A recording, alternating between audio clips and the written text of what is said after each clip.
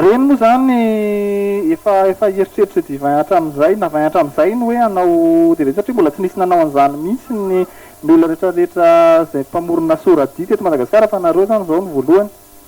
Ie satria ararotina zany le fatanorana satria hoe ny ankizy misy ny ankizy mandeha manambady tsy afaka manditsony de ohatranay zany hoe mba hoe tiany markena zany mba ho tadidiny izay mpakafy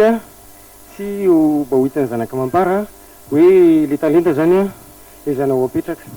zany hoe ho apetraka markena amin'ny moment anankiray amin'ny fiainanay zany hoe navita an'izany zay mba tsy hoe mandalo hoe la mandalondalo fotsiny.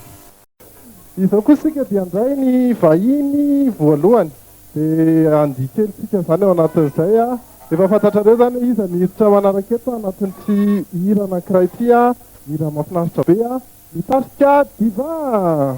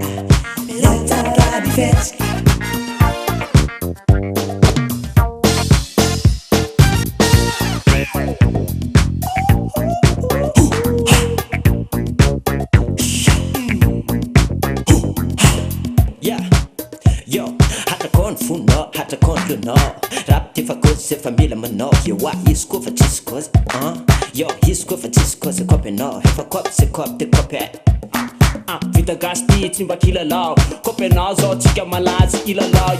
tiarana miaraka yo kopenao zay fa kompty yo le jerka te kopela fa izy ko tsy mitondra zamaneka le rap fa mapety le boski efa mitka yo anaty mosika milakula kopela fa zako ty masitsik asiko le fresta te kopela yo ko le jerka